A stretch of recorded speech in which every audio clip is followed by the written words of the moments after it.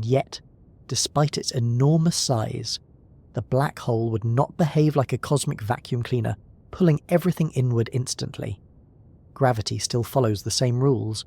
Objects outside the event horizon could orbit the black hole just as planets orbit the Sun today. If Earth somehow remained outside the boundary, perhaps placed far enough away, it could continue orbiting normally. The difference would appear only when an object drifted too close to the event horizon. Cross that invisible boundary, and no escape would be possible. This comparison reveals something remarkable about the scale of TON 618. Black holes are often imagined as compact objects, small regions where matter has been squeezed into extreme density. That description works well for stellar black holes created when massive stars collapse, but ultramassive black holes operate on a completely different scale.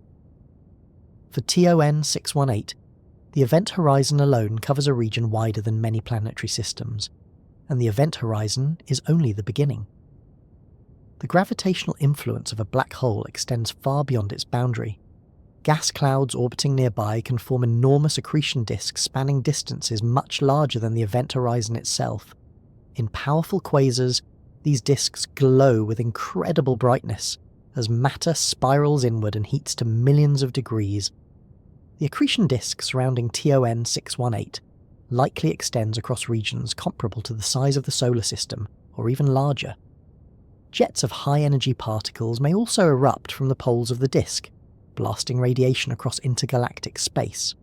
All of this activity occurs within the gravitational reach of the central black hole.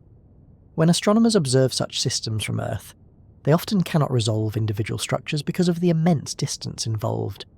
Instead, they analyse the light coming from the quasar as a whole. From that light, they infer the speeds of gas clouds, the temperature of the accretion disk, and the mass of the black hole driving the entire process. Even though the black hole itself remains invisible, its influence reveals its presence. The comparison with our solar system also highlights something curious about scale in the universe. From our perspective here on Earth, the solar system feels enormous. The distance from the Sun to Neptune is more than 30 times the distance from Earth to the Sun. Spacecraft travelling at tens of thousands of kilometres per hour can take years to cross that distance. And yet TON 618's event horizon alone stretches far beyond that region. This kind of scale forces us to rethink what large really means.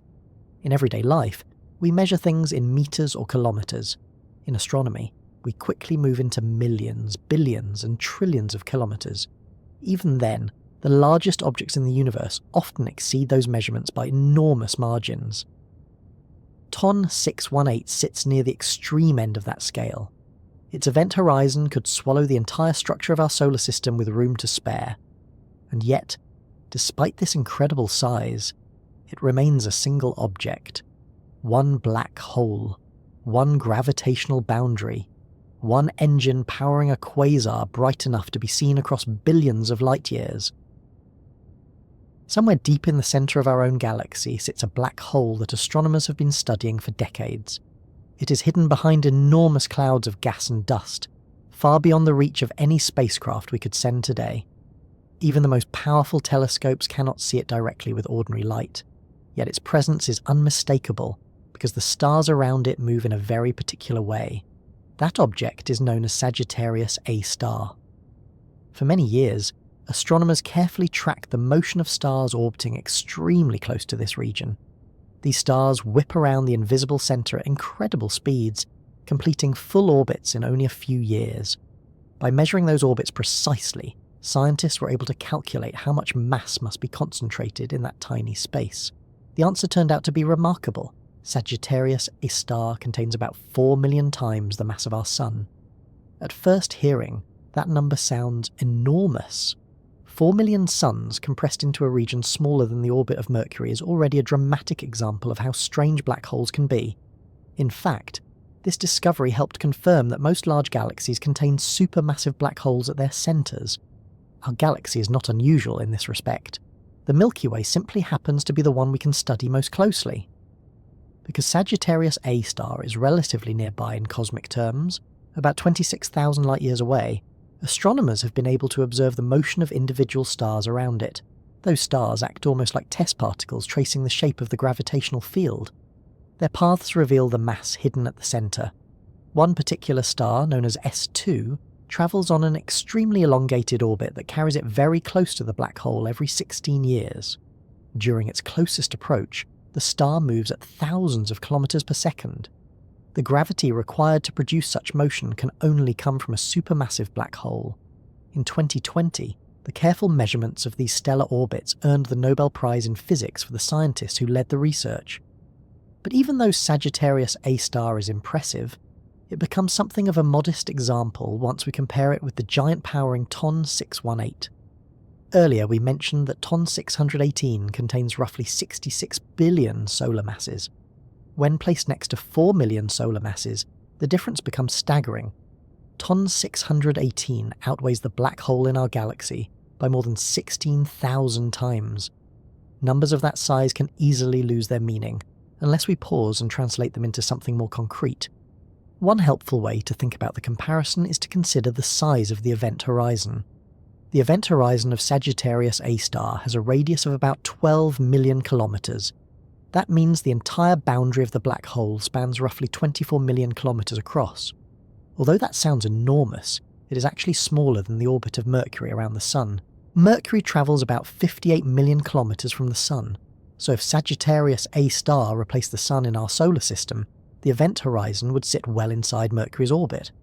The planets could continue orbiting normally from a safe distance. Now imagine placing TON 618 in that same position.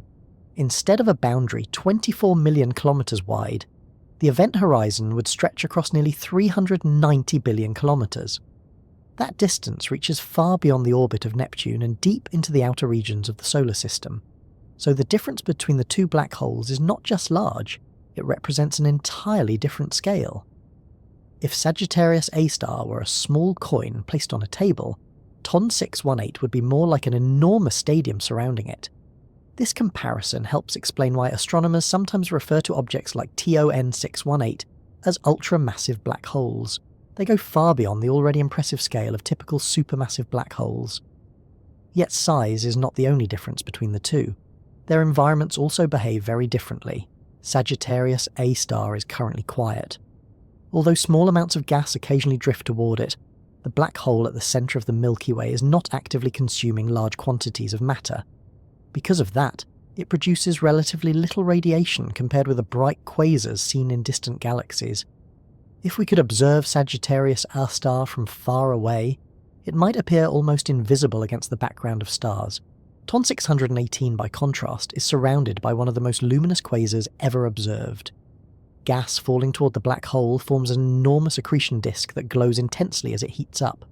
This disk radiates tremendous amounts of energy across the electromagnetic spectrum, including visible light, ultraviolet radiation, and X-rays. The energy output is so large that the quasar outshines the entire galaxy that hosts it. In other words, the black hole in our galaxy is currently resting, while the one inside TON 618 is actively feeding. This feeding process dramatically increases the brightness of the surrounding region. It also allows astronomers to study the system, even though it lies billions of light years away. Without the quasar, TON 618 might have remained invisible to us. Another interesting difference involves how we detect each black hole. Sagittarius A star reveals itself through the motion of nearby stars. Because it is relatively close, telescopes can resolve individual stars orbiting around it.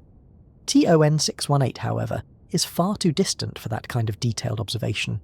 Instead, astronomers analyse the light coming from the quasar and measure the motion of gas clouds near the black hole.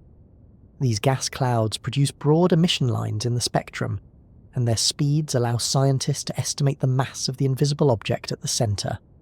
Despite these differences, both black holes follow the same basic rules of gravity. Their behaviour is described by the theory of general relativity developed by Albert Einstein. According to this theory, massive objects curve the fabric of space-time around them. The stronger the mass, the deeper the curvature becomes. Black holes represent the most extreme example of this curvature. At the event horizon, the curvature becomes so strong that every possible path leads inward. This underlying principle remains the same whether the black hole contains a few times the mass of the Sun or tens of billions. What changes dramatically is the scale. Sagittarius A star bends space-time strongly within a region smaller than Mercury's orbit. TO N618 bends space-time across a region larger than our entire solar system. Another surprising consequence of this difference involves tidal forces. Near smaller black holes, tidal forces grow extremely strong as an object approaches the event horizon.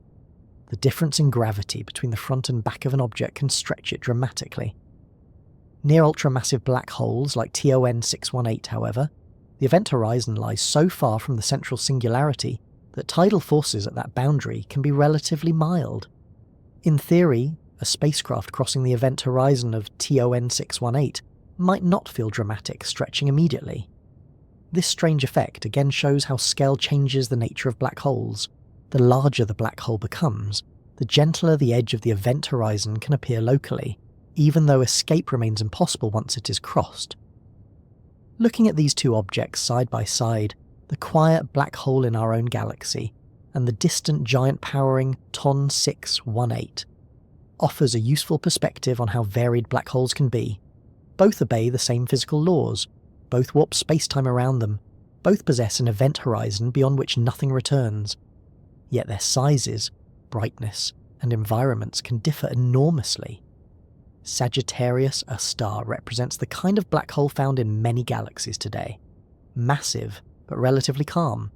TON 618 shows what can happen when a black hole grows to extraordinary mass while actively feeding on surrounding matter. It becomes one of the brightest objects in the universe. Galaxies often appear calm when viewed from a distance. Through a telescope, a galaxy might look like a graceful spiral of stars slowly turning through space. Billions of suns shine together, forming glowing arms that stretch across tens of thousands of light years. Clouds of gas drift between those stars, sometimes collapsing to form new generations of stellar systems. From far away, the entire structure can seem peaceful and orderly. Yet hidden deep inside many of these galaxies is something far more powerful. At their centres sits a black hole, not a small one formed from the collapse of a single star, but a massive gravitational anchor containing millions or billions of times the mass of the Sun. These central black holes are so common that astronomers now believe nearly every large galaxy hosts one. Our own galaxy is one example. The Milky Way contains a central black hole called Sagittarius A star. As we discussed earlier, that object holds about 4 million solar masses. It quietly influences the motion of stars in the innermost region of the galaxy, even though it occupies only a tiny portion of space compared with the galaxy itself. For a long time, astronomers were unsure whether this arrangement was unusual. Perhaps the Milky Way simply happened to contain a central black hole, while other galaxies did not. But as telescopes improved and more observations were made, a clear pattern began to emerge. Large galaxies almost always contain a supermassive black hole at their centre. Some of these black holes are relatively modest by cosmic standards, containing a few million solar masses. Others grow much larger, reaching billions of solar masses, and in extremely rare cases the central black hole can grow so large that it becomes one of the most massive single objects in the observable universe. The giant powering TON 618 belongs to this extreme category. To understand why galaxies contain these enormous objects, it helps to think about how galaxies themselves form and evolve. In the early universe, vast clouds of gas gradually collapsed under gravity to form the first galaxies. Inside those growing structures, stars began forming in enormous numbers. As the galaxies evolved, some of their gas sank toward the centre, pulled inward by gravity. At the same time, smaller galaxies frequently collided and merged with one another. When two galaxies merge, their central black holes can eventually drift toward the centre of the newly combined system. Over time, these black holes may merge as well, creating an even larger one. This process repeats over billions of years. Gas falls inward, stars orbit the centre, galaxies collide and merge. Black holes grow larger and larger as they absorb matter and combine with other black holes. Through these processes, the central regions of giant galaxies become home to extremely massive black holes. One of the most interesting discoveries in modern astronomy is that the mass of a galaxy's central black hole appears to be related to the mass of the galaxy itself. This relationship is known as the M-sigma relation. In simple terms, galaxies with larger central bulges tend to contain more massive black holes. The stars in those bulges move faster under the influence of the galaxy's gravity, and those stellar motions correlate closely with the mass of the central black hole. This suggests that galaxies and their central black holes grow together. Even though the black hole occupies only a tiny fraction of the galaxy's total volume, its influence can extend across vast distances. When a black hole actively consumes gas, the energy released in the surrounding accretion disk can heat or expel gas throughout the galaxy. This process may slow down the formation of new stars by pushing gas outward. Astronomers refer to this phenomenon as feedback. The black hole feeds on matter, releasing enormous energy in the process. That energy affects the surrounding galaxy, which in turn influences how much material continues falling toward the black hole. In this way, the galaxy and the black hole regulate each other's growth. For most galaxies today, this interaction has become relatively quiet.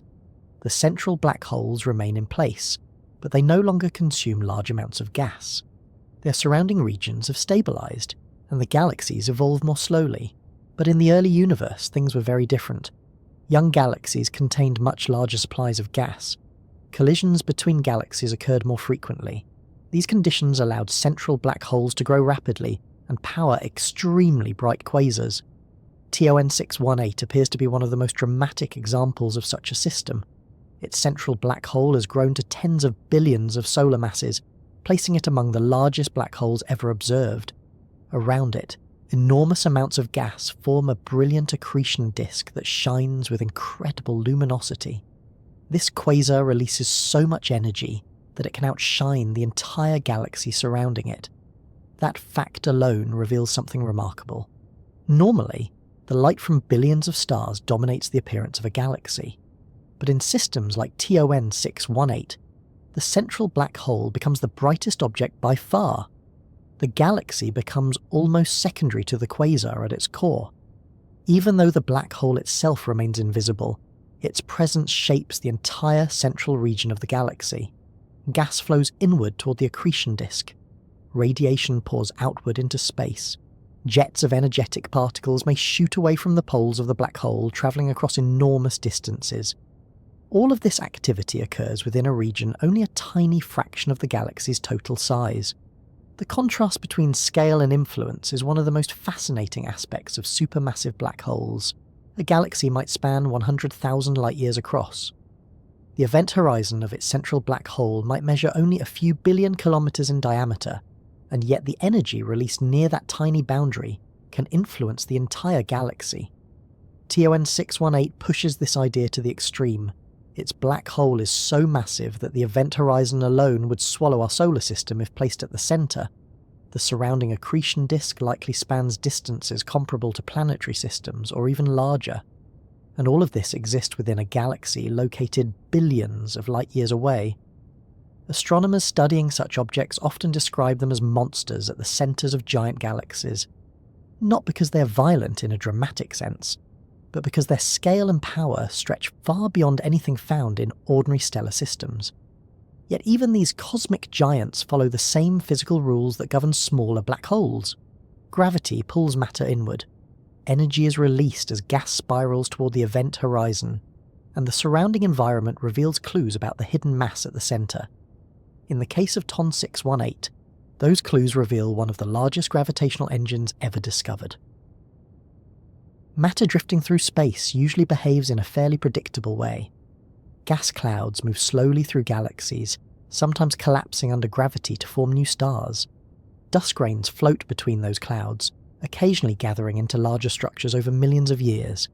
Even when gravity begins pulling material inward, the process often unfolds gradually.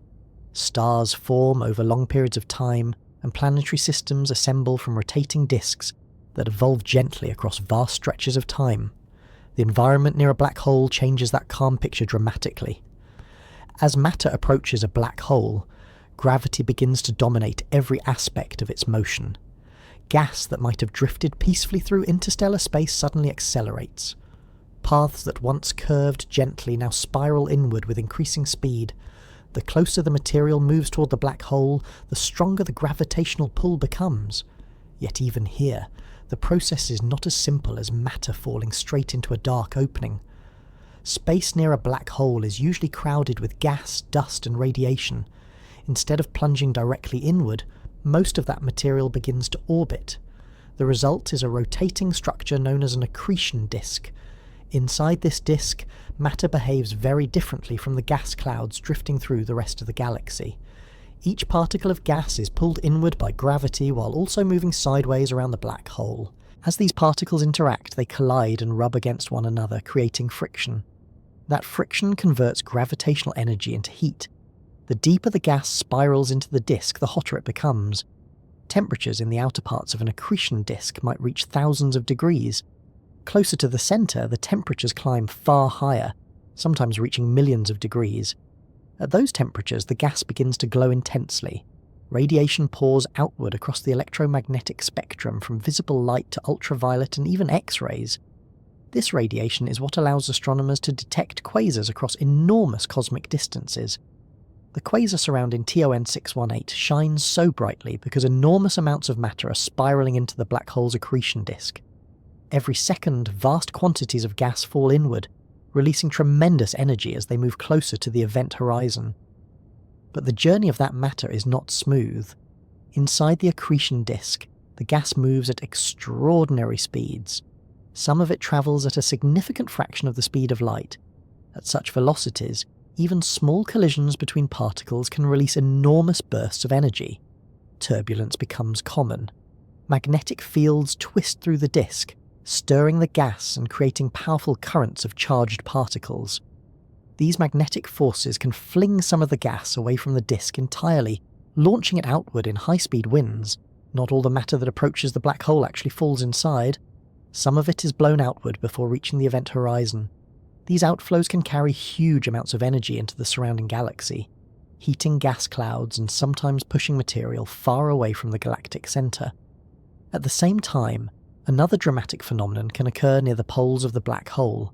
In many active quasars, narrow beams of particles called relativistic jets erupt from the region close to the black hole.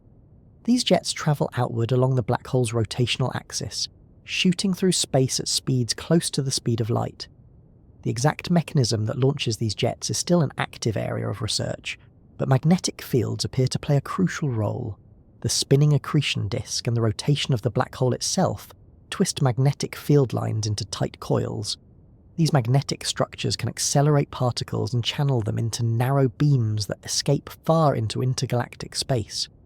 In some galaxies, these jets extend for hundreds of thousands of light years. For a distant observer, they appear as enormous streams of energy emerging from the centre of the galaxy. All of these processes, heating, turbulence, radiation, and jets, occur in the environment surrounding the black hole. But eventually, some matter continues its inward spiral. As the gas approaches the event horizon, its speed increases dramatically. The gravitational pull becomes overwhelming, and the gas loses its ability to maintain stable orbits. At that point, the matter crosses the event horizon. From the outside, this transition is impossible to observe directly. The event horizon acts as a boundary where light itself cannot escape. Any signal produced beyond that point is trapped forever inside the black hole. However, the behaviour of matter near the boundary reveals hints about what must be happening. Light emitted from gas close to the event horizon becomes stretched to longer wavelengths due to the intense gravitational field.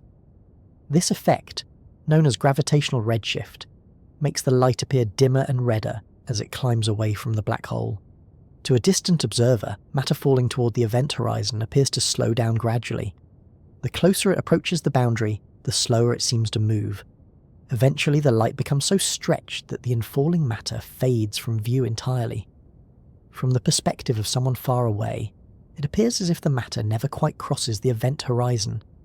Yet the matter itself experiences something different. From its own perspective, it continues falling inward without noticing any dramatic change at the exact moment the event horizon is crossed. This strange difference between viewpoints arises from the extreme effects of gravity on time and light. The theory describing these effects was developed by Albert Einstein in his theory of general relativity. According to that theory, massive objects warp the fabric of space-time around them. Near a black hole, this curvature becomes so intense that all paths through space-time eventually lead inward once the event horizon is crossed. Inside that boundary lies the region where gravity becomes truly overwhelming. The exact nature of what happens there remains one of the deepest mysteries in physics.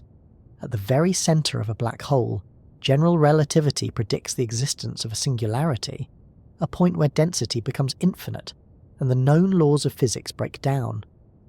What truly happens at that location is still unknown. Physicists believe that a complete understanding may require a theory that combines general relativity with quantum mechanics. For the purposes of understanding TON 618, however, we do not need to explore the interior of the black hole itself. Everything we can observe occurs outside the event horizon. The accretion disk radiates enormous energy. Gas clouds orbit at incredible speeds. Jets may blast outward into the surrounding galaxy. And some of the matter continues its final inward journey toward the invisible boundary. Because TON 618 contains tens of billions of solar masses, these processes occur on an enormous scale. The accretion disk surrounding the black hole may extend across distances comparable to entire planetary systems. Gas clouds orbiting nearby move at thousands of kilometers per second, producing the broad emission lines astronomers observe in the quasar's spectrum.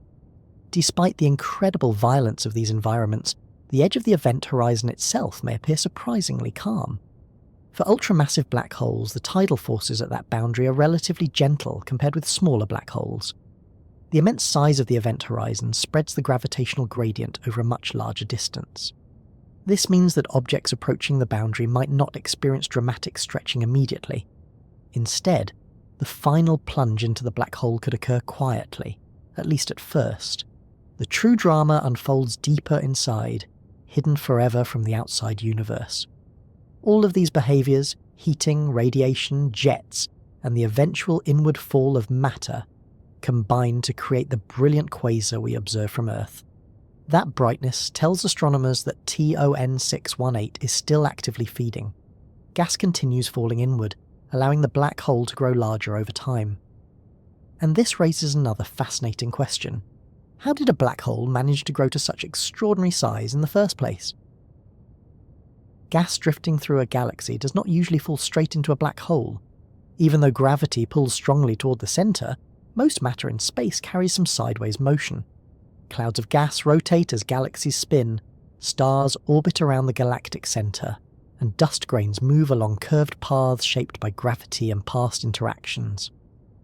Because of this motion, when gas begins to move toward a black hole, it rarely plunges inward in a direct line. Instead, the material begins to circle around the black hole. As more and more gas accumulates in this region, it forms a flattened rotating structure known as an accretion disk. The disk resembles a vast cosmic whirlpool, with matter spiralling inward over time while gradually losing energy. Inside this disk, the conditions become extreme. Particles of gas crowd together, orbiting at enormous speeds while constantly colliding with one another. These collisions create friction, and that friction converts motion into heat. The deeper the gas moves into the disk, the faster it travels and the hotter it becomes. In ordinary environments, gas in interstellar space may remain only a few degrees above absolute zero. But in an accretion disk around a supermassive black hole, the temperature climbs dramatically. Outer regions of the disk may reach thousands of degrees. Closer to the centre, the temperature can soar into the millions. At those temperatures, matter does not behave like familiar gases on Earth. Atoms become ionized, meaning their electrons are stripped away, leaving behind a hot plasma of charged particles. This plasma interacts strongly with magnetic fields, creating a turbulent environment filled with swirling currents of energy. The accretion disk becomes one of the brightest structures in the universe. Radiation pours outward across many wavelengths of light. Visible light, ultraviolet radiation, X-rays, and sometimes even gamma rays are released as the gas continues its slow inward spiral. This brilliant glow is what astronomers observe when they detect a quasar. The black hole itself remains invisible, but the surrounding disk shines intensely because of the enormous gravitational energy being released. The quasar associated with TON 618 is powered by exactly this process. Gas from the host galaxy falls toward the central black hole, forming an immense accretion disk. As the gas spirals inward, it heats up to extraordinary temperatures, producing the immense luminosity that allows astronomers to detect the quasar from billions of light years away. One remarkable feature of accretion disks is their efficiency. When matter falls toward a star, much of the gravitational energy is simply converted into heat inside the star's interior. But when matter falls into a black hole's accretion disk, a much larger fraction of the mass can be converted directly into radiation. This efficiency can reach around 10%. To understand how significant that is, it helps to compare it with nuclear fusion. Fusion inside stars converts only about 0.7% of the original mass into energy. Even though fusion powers the Sun and other stars for billions of years, the efficiency of black hole accretion is much higher. This means that a relatively small amount of matter falling into a black hole can produce enormous amounts of energy. The accretion disk becomes a kind of cosmic furnace, burning gravitational energy rather than nuclear fuel. Within that furnace, matter moves along complex paths shaped by gravity, friction, and magnetic forces. Gas in the outer regions of the disk orbits relatively slowly compared with gas closer to the centre. But as the gas gradually loses energy through radiation, it drifts inward. Each step inward increases its orbital speed.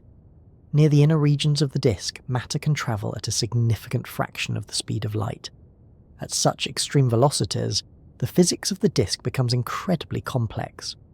Magnetic fields twist through the plasma, generating turbulence that mixes material and redistributes angular momentum. This process allows some gas to move inward, while other gas is pushed outward. Without this transfer of angular momentum, the gas would simply remain in stable orbits and never reach the black hole. The disk therefore behaves like a constantly shifting system, with matter slowly migrating toward the event horizon over time. Some of that matter never reaches the black hole. Powerful winds can blow material away from the disk, carrying gas back into the surrounding galaxy. In some cases, these winds can become strong enough to affect the formation of stars in nearby regions by heating or dispersing gas clouds. The environment around an accretion disk can also produce another striking phenomenon. Jets of energetic particles sometimes emerge from the regions near the black hole's poles. These jets are narrow streams of plasma travelling outward at speeds close to the speed of light. They can extend across enormous distances, sometimes stretching tens of thousands of light years into intergalactic space. Although the exact mechanism that launches these jets is still being studied, astronomers believe that rotating magnetic fields play a crucial role. As the black hole spins, it drags space-time around with it in a process known as frame dragging. Magnetic fields embedded in the surrounding plasma can tap into this rotational energy, accelerating particles outward along the axis of rotation. The result is a pair of powerful jets emerging from the central region of the galaxy. In the case of extremely luminous quasars like TON 618, the accretion disk itself may extend across distances comparable to the size of our solar system. The outer parts of the disk glow with visible and ultraviolet light, while the inner regions produce X-rays as the gas reaches its highest temperatures. Because TON 618 lies billions of light years away, astronomers cannot directly image the disk itself. Instead, they study the light emitted from the quasar and analyse the spectral signatures produced by gas in the disk and nearby regions. Those spectral lines reveal how fast the gas is moving, how hot it is, and how much material must be flowing toward the black hole. From these measurements, scientists estimate how quickly the black hole is growing. Even a black hole as massive as TON 618 can continue gaining mass as long as fresh gas keeps falling into the accretion disk. Over millions of years, this feeding process allows the black hole to increase its size. But the growth of such an enormous black hole raises an interesting puzzle. The universe itself is about 13.8 billion years old. TON 618 already contained tens of billions of solar masses when the light we see today began its journey toward Earth more than 10 billion years ago. That means the black hole must have grown extremely rapidly during the early history of the universe. Astronomers are still working to understand how this happened. Some theories suggest that the earliest black holes formed from the collapse of extremely massive stars, creating large seed black holes that could grow quickly by consuming gas. Other ideas propose that enormous clouds of gas in the early universe might have collapsed directly into black holes without forming stars first. Whatever the exact process, the accretion disk surrounding TON 618 played a crucial role in its growth. The disk acts as both a feeding mechanism and an energy source, allowing matter to spiral inward while releasing vast amounts of radiation into the universe. Without that cosmic furnace surrounding the black hole, the quasar would not shine so brightly, and astronomers might never have noticed this extraordinary object at all. Understanding how something becomes extremely large often begins with a simple question. Where did it start? Every object in the universe, whether it is a planet, a star, a galaxy, or a black hole, begins somewhere. Even the most enormous structures did not appear instantly at their full size. They grew over time, shaped by gravity, collisions, and the slow movement of matter across cosmic distances. This is also true for the black hole powering the quasar known as TON 618. Today, astronomers estimate that the mass of this object is around 66 billion times the mass of our Sun. That number places it among the largest black holes ever measured, but the universe did not begin with black holes that large. When the first stars and galaxies formed, black holes were much smaller. The puzzle astronomers face is understanding how something could grow from those smaller beginnings into an object as enormous as TON 618, especially within the relatively limited time available in the early universe. To explore that question, we have to step back and consider the environment of the young cosmos. The universe is currently about 13.8 billion years old. That sounds like an immense span of time, and in many ways it is. However, when astronomers observe TON 618, they are seeing it as it appeared more than 10 billion years ago. The light from the quasar began its journey toward Earth when the universe itself was only a few billion years old. That means the black hole had already reached its enormous mass relatively early in cosmic history. In other words, TON 618 did not have the full 13.8 billion years to grow. It had far less time than that. So how did it become so massive so quickly? Astronomers have developed several ideas to explain the growth of supermassive black holes. These ideas involve two key ingredients: the size of the original black hole and the rate at which it can gain new matter. Let's start with the first ingredient. Every supermassive black hole must begin with a smaller seed black hole. One possibility is that these seeds formed from the deaths of very massive stars. In the early universe, the first generation of stars, sometimes called population 3 stars, may have been much larger than most stars we see today. These early stars formed from pristine hydrogen and helium left over from the Big Bang.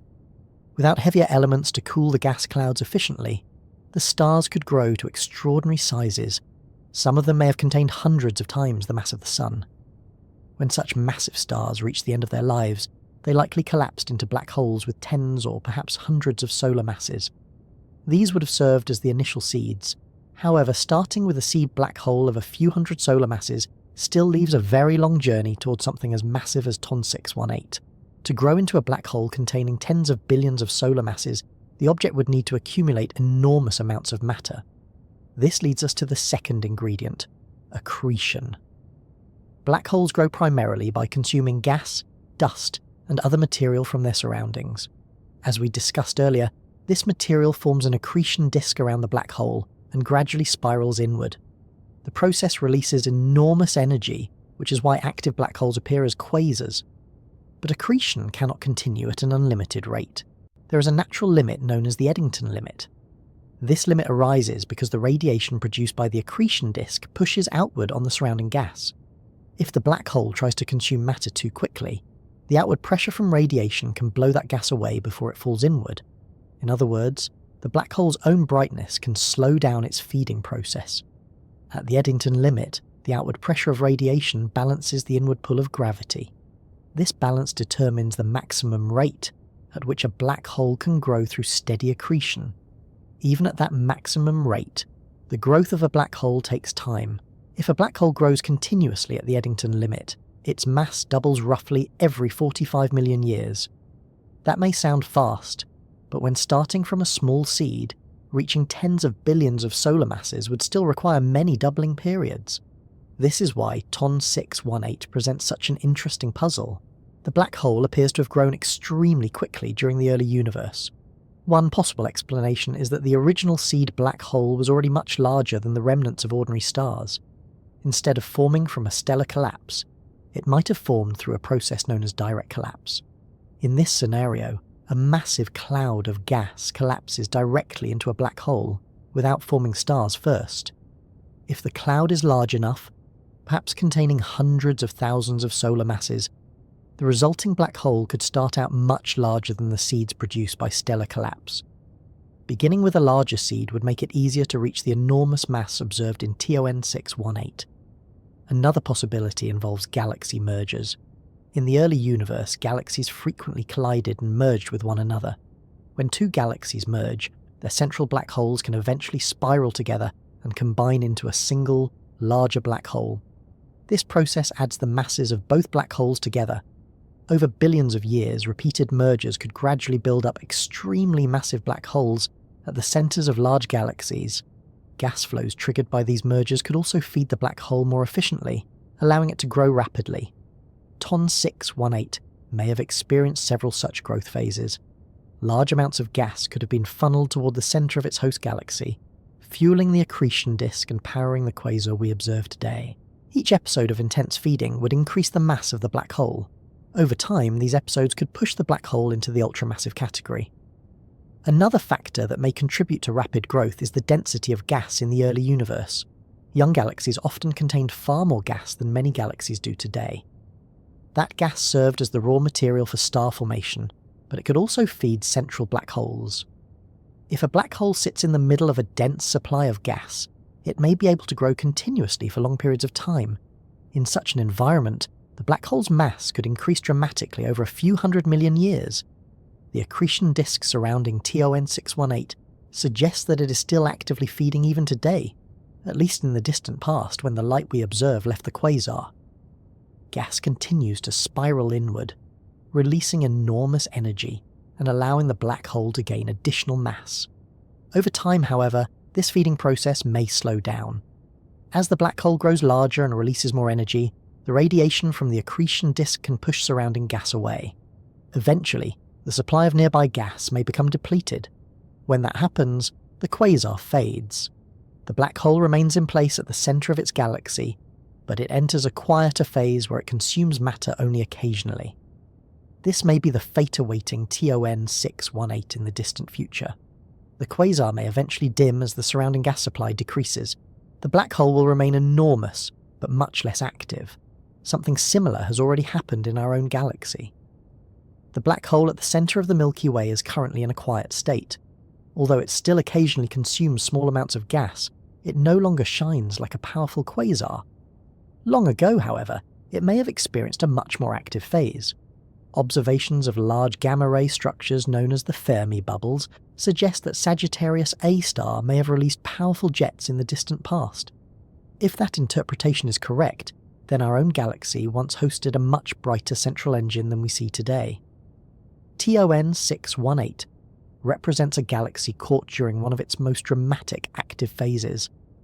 The black hole at its centre has grown to enormous size, and the surrounding accretion disk continues to radiate extraordinary energy. By studying such systems, astronomers hope to understand the processes that allow black holes to grow so large. Each observation adds another piece to the puzzle. How massive were the original seeds? How rapidly can accretion proceed under different conditions? How often do galaxies merge, and how much gas flows toward their centres during those events? These questions remain active areas of research. New telescopes and instruments continue to provide better data, allowing scientists to study quasars across vast distances and explore the history of black hole growth throughout the universe. And as those studies continue, objects like TON 618 remain among the most fascinating examples of how gravity, time, and matter combine to create some of the largest structures in the cosmos. Looking far away into space is also a way of looking backward in time. Light does not travel instantly. Even though it moves faster than anything else in the universe, it still requires time to cross the enormous distances between galaxies. Because of that, when astronomers observe very distant objects, they are not seeing them as they exist today. They are seeing them as they were when the light first began its journey. This simple idea has a remarkable consequence. The farther away we look, the younger the universe appears. Nearby stars show us the present state of our galaxy. More distant galaxies reveal what the cosmos looked like millions or billions of years ago, and the most distant quasars show us a universe that was still in its early stages of development. The quasar powered by TON 618 belongs to this distant past. The light reaching Earth today began travelling more than 10 billion years ago, At that time, the universe was only a fraction of its current age. Galaxies were still forming and evolving, and the first generations of stars had already lived and died. In other words, the enormous black hole we see in TON 618 had already grown to extraordinary size very early in cosmic history. This realization raises a fascinating question. How could such massive black holes appear so soon after the universe began? To answer that question, we need to imagine what the universe looked like during its early stages. After the Big Bang, the universe began expanding and cooling. In its earliest moments, it was filled with an extremely hot mixture of particles and radiation. Over time, as the temperature dropped, protons and electrons combined to form the first hydrogen atoms. For hundreds of millions of years, the universe contained mostly hydrogen and helium gas. There were no stars yet, no galaxies, just enormous clouds of gas slowly drifting through expanding space. Eventually, gravity began pulling some of that gas together. Small fluctuations in density grew stronger over time, allowing matter to gather into the first gravitational structures. Within these regions, the gas collapsed further, forming the first stars. Astronomers often refer to these early stars as population 3 stars. Unlike stars today, these first stars formed from pure hydrogen and helium. The heavier elements we see in modern stars, such as carbon, oxygen, and iron, did not yet exist. Those elements would be created later through nuclear reactions inside stars and during supernova explosions. Because the early gas lacked those heavier elements, it behaved differently during the star formation process. Modern gas clouds cool efficiently thanks to the presence of metals and dust. Cooling allows the gas to fragment into smaller pieces, producing many stars of moderate size. But in the early universe, the lack of heavy elements meant that gas clouds cooled less effectively. As a result, the collapsing gas often formed much larger stars. Some of these early stars may have been hundreds of times more massive than the Sun. Massive stars live short lives. They burn through their nuclear fuel quickly and end their lives in violent explosions known as supernovae. In some cases, the collapse of the stellar core produces a black hole. These black holes may have served as the first seeds for the supermassive black holes we observe today. A seed black hole formed from a massive early star might begin with a mass of tens or perhaps hundreds of suns. From there, it could begin growing by pulling in surrounding gas. But here is where the puzzle becomes more complicated.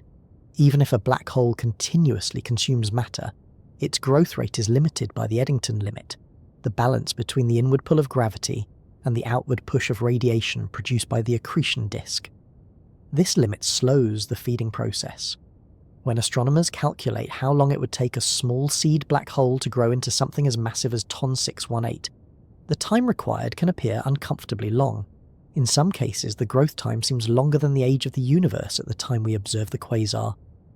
That suggests that something else may have happened during the early universe. One possibility is that some black holes began with much larger initial masses. Instead of forming from individual stars, these black holes might have formed through direct collapse. In this scenario, a massive cloud of gas collapses directly into a black hole, without first fragmenting into stars. If the gas cloud is large enough, the resulting black hole could begin with a mass of tens of thousands, or even hundreds of thousands of solar masses. Starting with a larger seed would make it much easier to grow into an ultramassive black hole within a few billion years. Another factor that may have helped early black holes grow quickly is the abundance of gas in young galaxies. The early universe contained vast reservoirs of hydrogen gas that had not yet been converted into stars. This gas could flow toward the centers of galaxies, feeding the accretion disks around young black holes. Collisions between galaxies were also more common during this era. When galaxies merge, their gas clouds become disturbed and compressed. These disturbances can drive large amounts of gas toward the center of the newly combined galaxy. If a black hole already exists there, it can begin consuming this gas rapidly. The result may be an intense period of quasar activity. During such a phase, the black hole grows quickly, while releasing enormous energy into its surroundings. This may be exactly what happened in the case of TON 618. The black hole may have experienced several episodes of rapid growth fueled by gas-rich mergers in the early universe. Each episode would add more mass to the black hole and increase the brightness of the surrounding quasar. Over time, these feeding events could produce the enormous mass we observe today. Astronomers continue to search for evidence of these early growth processes by studying quasars across different distances. Because light takes time to travel, observing very distant quasars allows scientists to examine black holes during different stages of cosmic history. Some quasars appear when the universe was only 1 billion years old. These early quasars already contain black holes with masses of billions of suns. Their existence suggests that black hole growth can proceed very rapidly under the right conditions. Modern telescopes continue to push these observations further. The James Webb Space Telescope has begun observing galaxies and quasars from extremely early periods of cosmic history. Its powerful infrared instruments allow astronomers to detect faint light from objects that formed not long after the first stars appeared. Each new observation helps scientists refine their understanding of how black holes and galaxies evolved together. The picture that emerges is one of a dynamic early universe. Gas flowed through young galaxies, stars formed and exploded. Black holes grew rapidly at the centres of these systems. Over billions of years, these processes created the enormous structures we observe today. TON 618 represents one of the most dramatic outcomes of that early cosmic evolution. Its black hole grew to a size rarely seen even in the modern universe, yet despite its enormous mass, it still follows the same fundamental rules of gravity that govern every other black hole. Numbers that describe the universe often grow so large that they begin to feel almost abstract. When astronomers talk about billions of stars, trillions of kilometres, or black holes weighing tens of billions of suns, the human mind struggles to attach a clear picture to those values. It becomes easy to treat the numbers as symbols rather than something that represents real structures existing somewhere in space. Objects like TON 618 challenge us to confront those numbers more carefully. Because once astronomers began measuring the properties of this quasar and the enormous black hole powering it, a deeper question slowly emerged. Not just how large this particular black hole is, but whether there is a limit to how large black holes can become at all. At first glance, it might seem like black holes could grow without any upper boundary. Gravity pulls matter inward, and if enough gas and dust remain available, the black hole simply continues gaining mass. Galaxies collide, gas flows toward the centre, stars fall inward, and black holes merge with one another. Over billions of years, all of these processes could, in principle, allow a black hole to grow indefinitely. Yet when astronomers examine the universe carefully, they notice something interesting. Most supermassive black holes appear to fall within a certain range of masses. Many contain millions of solar masses. Some reach into the billions. A smaller number climb into the tens of billions. But beyond that, objects become increasingly rare. TON 618 sits near the upper edge of what astronomers currently observe.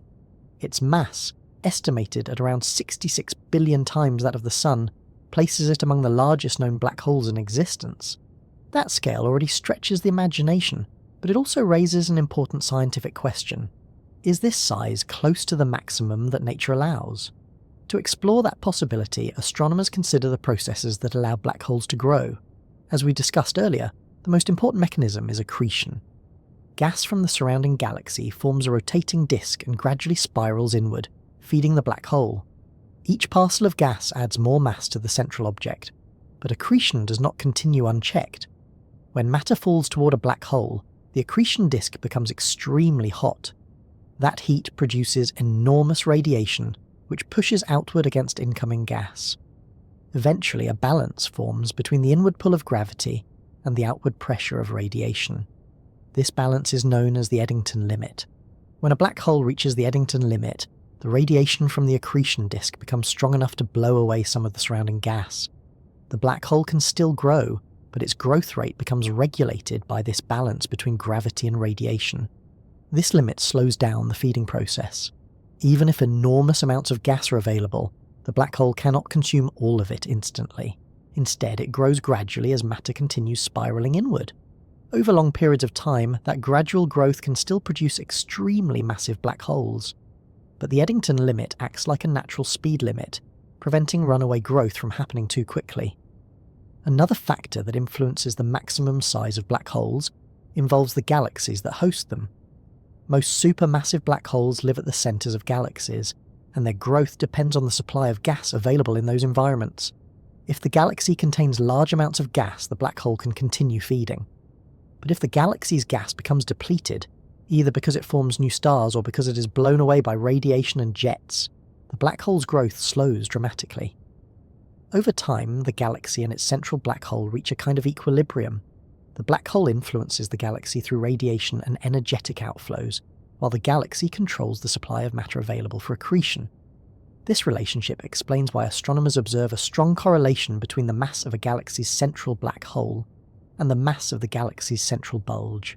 The two seem to grow together, shaping each other's evolution over billions of years. In this context, the enormous size of TON 618 suggests that its host galaxy must also be extremely large. Although the galaxy itself is difficult to observe because of the intense brightness of the quasar, it likely contains vast amounts of matter. That matter would have provided the fuel needed to build such an enormous black hole. Another growth mechanism also plays a role in determining the size of black holes: galaxy mergers. When two galaxies collide, their central black holes may eventually spiral together and merge. This process adds their masses together, producing a single larger black hole. Over cosmic time, repeated mergers can gradually increase the size of central black holes in massive galaxies. TON 618 may represent the outcome of many such events. If its host galaxy merged with several other large galaxies during its history, each merger would have delivered additional gas and possibly another black hole to the centre. These events would accelerate the growth of the central object. But even mergers have limits. Galaxies do not collide endlessly. The number of large galaxies available for mergers decreases over time as the universe expands and galaxy clusters settle into stable structures. Eventually, the opportunities for massive black holes to merge become less frequent. When astronomers combine these factors, the Eddington limit, the supply of gas within galaxies, and the rate of galaxy mergers, they begin to see why ultramassive black holes like TON 618 are rare. Nature provides several pathways for black holes to grow, but each pathway includes mechanisms that slow the process down. These limits do not impose a strict maximum size. Instead, they make extremely large black holes increasingly unlikely. Even so, theoretical models suggest that black holes larger than TON 618 could exist. Some simulations indicate that black holes might reach masses of 100 billion solar masses under favourable conditions. Such objects would require exceptionally massive galaxies and long periods of sustained accretion. They would likely reside in the most massive galaxy clusters in the universe. Observationally, astronomers have identified a few candidates that may approach this range, although the measurements remain uncertain. TON 618 remains one of the clearest examples of an ultramassive black hole with a well-studied quasar. Its existence shows that the universe is capable of building black holes far larger than the one at the centre of our own galaxy, Sagittarius A star. Sagittarius A star contains about 4 million solar masses. Compared with the tens of billions contained in TON 618, that difference is almost difficult to grasp. The contrast highlights how diverse black holes can be across the universe. Some remain relatively small remnants of collapsed stars.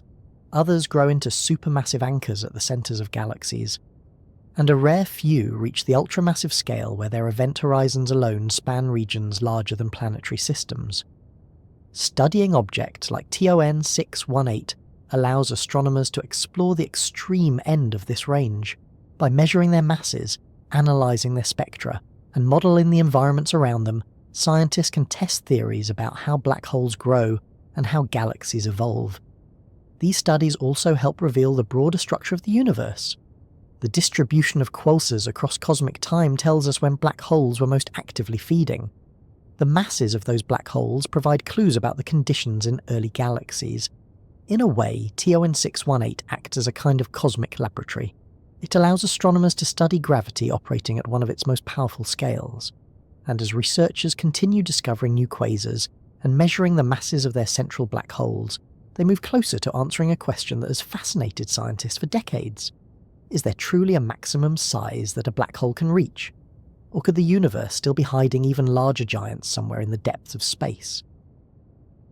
If the universe was capable of producing something this large, could it also produce something even larger? At first glance, the answer might seem simple. The universe is enormous. It contains hundreds of billions of galaxies, and each of those galaxies may host its own central black hole. Given such staggering numbers, it might feel reasonable to assume that somewhere out there, hidden among those galaxies, an even bigger black hole must exist. But when astronomers start examining the problem carefully, the question becomes much more interesting. Because while there is no simple law of physics that says a black hole cannot grow larger than TON 618, several factors begin to make such enormous objects increasingly difficult to form. Understanding those factors requires us to think again about how black holes grow in the first place. As we discussed earlier, the most common path toward becoming a supermassive black hole involves two main processes. The first is accretion, where gas and dust spiral inward through an accretion disk and gradually add mass to the black hole. The second is merging, where two black holes collide and combine into a larger one after their host galaxies merge. Both processes can contribute to the growth of extremely large black holes, yet both also have natural limits. Consider accretion first. When matter falls toward a black hole, it releases enormous amounts of energy as it heats up in the accretion disk. This energy escapes in the form of radiation, light, ultraviolet energy, and X-rays. But that radiation does not simply stream harmlessly into space, it also pushes outward on the surrounding gas. If the black hole begins feeding too quickly, the radiation becomes strong enough to push nearby gas away before it can fall inward. This balance between gravity pulling gas inward and radiation pushing it outward defines the Eddington limit. The Eddington limit does not completely stop growth, but it slows it down. Even if a galaxy contains a vast supply of gas, the black hole cannot consume all of it at once. Instead, it must grow gradually as material spirals inward at a rate that does not exceed this balance. Over millions or billions of years, that gradual feeding can still produce extremely massive black holes. But it becomes increasingly difficult to maintain the conditions needed for continuous growth. Eventually, the surrounding galaxy begins to change. As gas is consumed by the black hole or converted into new stars, the overall supply of available matter decreases. At the same time, the powerful radiation and jets produced by an active quasar can push gas away from the galactic centre. In other words, the black hole's own activity can limit its future growth. This self-regulating process helps explain why most supermassive black holes fall within a particular range of masses. Even in the largest galaxies, the available fuel eventually becomes scarce. Merging black holes can also contribute to growth, but here too the opportunities are limited. Galaxies do merge, especially in the early universe when they were closer together. When two galaxies collide, their central black holes may eventually spiral toward each other and merge into a single, larger object. Each merger increases the mass of the resulting black hole. However, galaxy mergers are relatively rare events on cosmic timescales.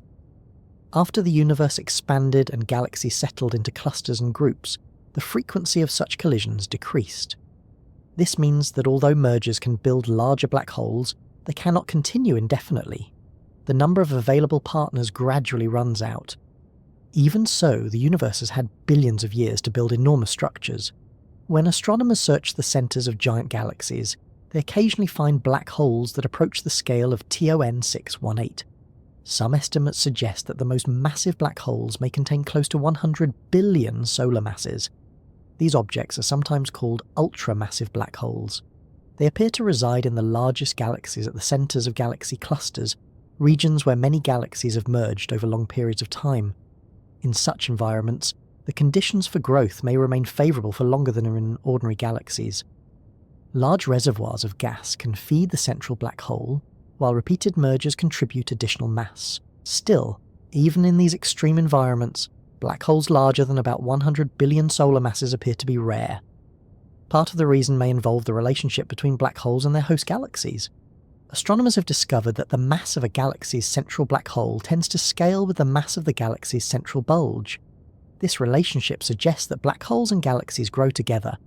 As the black hole becomes more massive, the energy it releases can influence the surrounding galaxy by heating gas and driving powerful outflows. Eventually, this feedback can reduce the amount of gas available for further growth. In a sense, the black hole regulates the evolution of its own host galaxy. If the black hole becomes too powerful, it may prevent the galaxy from delivering additional fuel to the centre.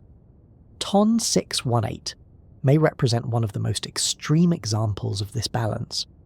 The black hole grew enormously during an earlier phase when large amounts of gas were available. Today we observe it as a brilliant quasar shining across billions of light-years of space. but that bright phase may not last forever. Over time, the surrounding gas supply will likely diminish. The quasar will fade, leaving behind a giant black hole that continues influencing the motion of stars in its host galaxy. Astronomers sometimes imagine what a truly gigantic black hole might look like if it exceeded the scale of TON 618. The event horizon alone could stretch across distances larger than the entire planetary systems. The accretion disk surrounding it might span regions comparable to the size of a solar system or even larger. Jets of energy could extend tens of thousands of light years into intergalactic space. And yet, despite such enormous scale, the fundamental physics would remain the same. Gravity would curve space-time around the black hole. Matter would spiral inward through an accretion disk. Radiation and jets would carry energy outward. The laws of general relativity would continue governing the structure of the event horizon. Even the largest black holes obey the same rules as the smallest ones. The difference lies only in scale.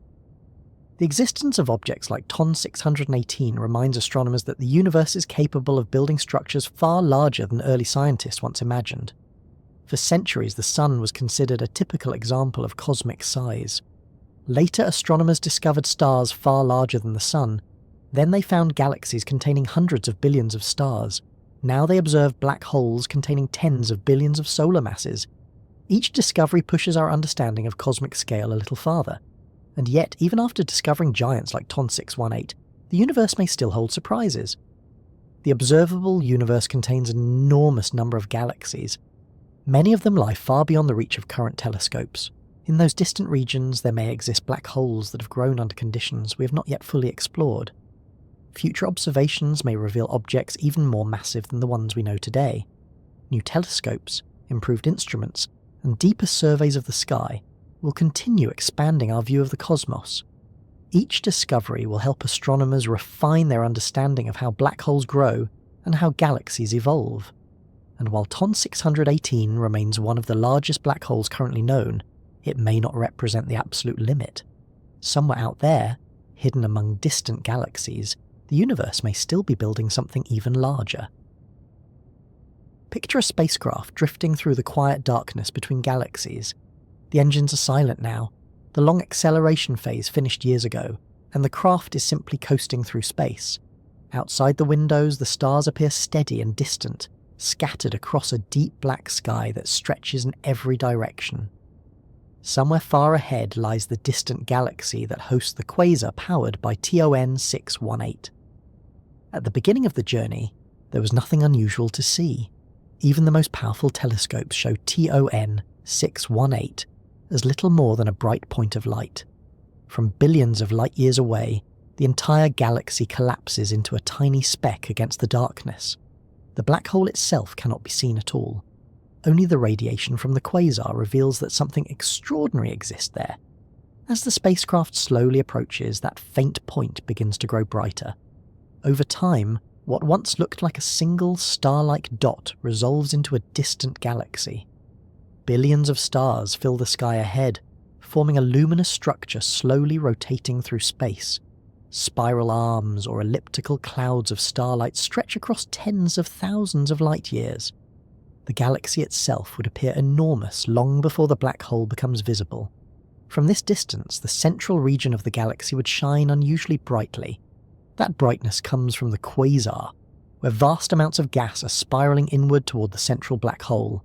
Radiation pours outward from that region, carrying enormous energy across intergalactic space. As the spacecraft moves closer to the galaxy, the central glow grows more intense. The stars surrounding the galactic core become easier to distinguish. Their orbits curve around an invisible center where gravity dominates the motion of everything nearby. At the very heart of that motion lies the black hole itself, still invisible, still hidden behind its event horizon. The quasar surrounding it, however, becomes increasingly dramatic.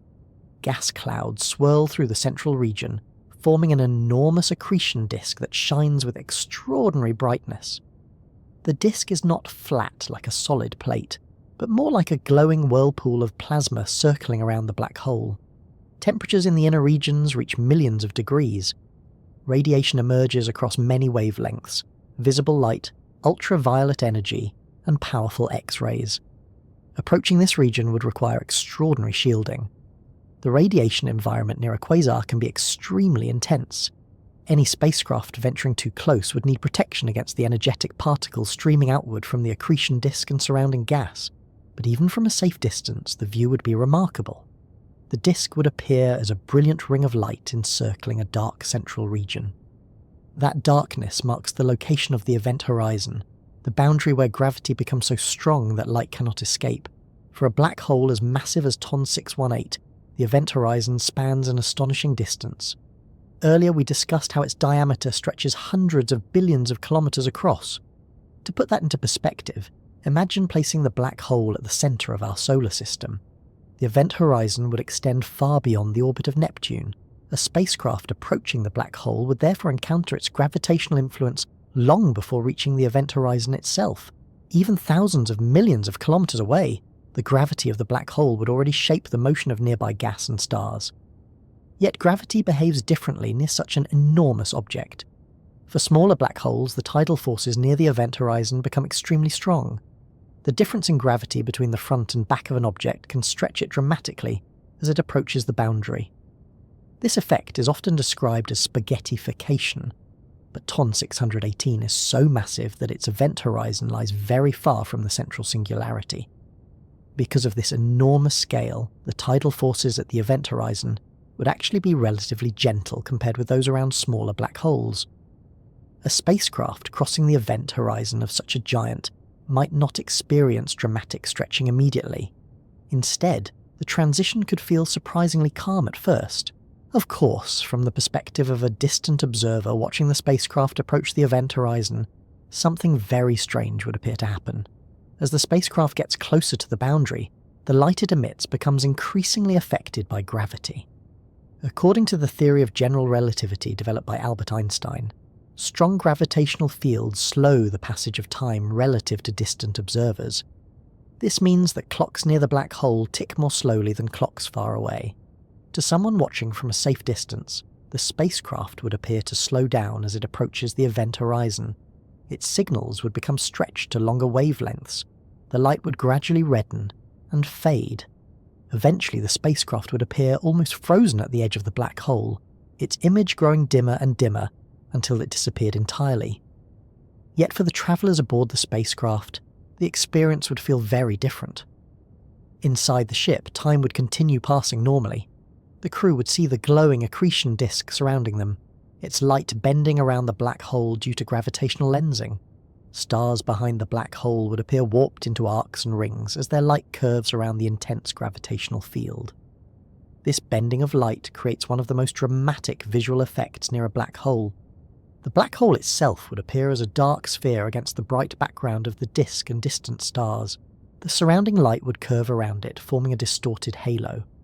As the spacecraft crossed the event horizon, there would be no visible surface, no sudden impact, just a silent crossing into a region where escape becomes impossible. From that moment onward, every possible path through space-time would lead inward toward the centre. The crew might continue observing the outside universe for a time, but signals they send outward would never escape the black hole's gravity. Eventually, the journey would carry them deeper toward the region where gravity becomes overwhelming. What lies at the centre of a black hole remains one of the greatest mysteries in modern physics. General relativity predicts a singularity, a point where density becomes infinite and the known laws of physics break down. Many physicists believe that a deeper theory combining gravity with quantum mechanics will eventually reveal a more complete picture. For now, however, the interior of a black hole remains hidden behind the event horizon. No information from that region can reach the outside universe. Even so, imagining a journey toward a black hole like TON 618 helps us appreciate the incredible scale involved. The event horizon alone stretches across distances larger than planetary systems. The accretion disk surrounding it shines brighter than entire galaxies, and the gravitational field near the black hole warps space and time in ways that challenge our everyday understanding of reality. All of this exists in a distant galaxy whose light has travelled billions of years to reach us. From Earth, TON 618 appears as a small point of light in the sky, yet behind that faint glow lies one of the most powerful gravitational engines ever discovered. And thinking about such enormous objects inevitably leads us back to a quieter question. After exploring these immense scales and distant structures, what does all of this tell us about the universe we inhabit? Step outside on a calm evening and look up for a moment. The night sky rarely looks dramatic at first glance. A few bright stars may stand out. Perhaps a faint band of light stretches across the sky if you're far enough from city lights. Planets might appear as steady points that do not twinkle as much as the surrounding stars. For most people, the view feels peaceful and familiar. Nothing about that quiet scene suggests the enormous structures that exist beyond what the eye can easily see. And yet, hidden within that calm sky are objects whose sizes and energies stretch far beyond ordinary experience. Among them is the distant quasar powered by TON 618. When astronomers observe that object through powerful telescopes, they see a tiny point of light. From Earth, it does not appear large or unusual. Without careful analysis, it could easily be mistaken for a distant star. But that faint point represents one of the largest black holes currently known. Its event horizon alone stretches across a region larger than our entire solar system. Gas spiralling around it forms a glowing accretion disk releasing enormous energy. Jets of radiation may shoot outward across distances that rival the size of galaxies. All of this activity is taking place billions of light years away, and the light we observe today began its journey long before human civilization existed. When that light first left its source, Earth was already billions of years old, but life on our planet was still evolving toward the forms we recognize today. Continents were shifting slowly across the surface. Ancient ecosystems were changing. The earliest ancestors of modern animals were beginning to spread across land and sea. During that same era, the quasar around TON 618 was shining brightly in a distant galaxy. Its light started travelling across the expanding universe, passing through vast regions of space filled with other galaxies, stars, and dark matter. For billions of years, that light continued its journey. Eventually, a tiny fraction of those photons reached the region of space that would later become our solar system. Even then, they still had far to travel. Earth itself formed about 4.5 billion years ago. For much of that time, no creatures existed that could observe the sky in a scientific way. The light from TON 618 continued streaming through space while life slowly evolved on our planet. Only very recently, on cosmic timescales, did humans begin building instruments capable of detecting distant quasars. With telescopes and spectrographs, astronomers learned how to study the faint light arriving from remote galaxies. By analysing the spectrum of that light, they discovered the signatures of fast-moving gas near enormous black holes. That is how TON 618 was eventually recognised for what it truly is. Not a star, not even a normal galaxy, but a quasar powered by one of the most massive black holes ever measured. The discovery of objects like this has gradually changed the way we understand the universe. For much of human history, the night sky appeared relatively simple. The stars seemed fixed in place, forming patterns that repeated night after night. Ancient observers used those patterns for navigation, storytelling, and calendars. The deeper structure of the cosmos remained hidden. Over the past century, that hidden structure has slowly been revealed. Astronomers learned that the stars belong to a vast galaxy known as the Milky Way. Later, they discovered that the Milky Way is only one of billions of galaxies scattered across the universe. Within many of those galaxies lie supermassive black holes. Some are quiet, like the one at the centre of our own galaxy, Sagittarius A star. Others shine brilliantly as quasars when large amounts of gas fall toward them. TON 618 represents one of the most extreme examples of that phenomenon. It reminds us that the universe contains structures operating on scales far larger than anything we encounter in everyday life. Black holes with masses of tens of billions of suns, accretion disks glowing brighter than entire galaxies, event horizons wide enough to swallow planetary systems. These ideas can feel almost surreal when we first hear them. But the remarkable thing is that they are not speculation or imagination. They are conclusions drawn from careful observation and measurement. Light travelling across billions of years carries information about the objects that produced it.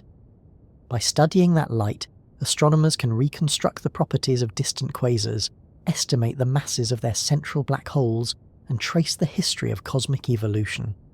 Every photon arriving at a telescope contains a small piece of that story.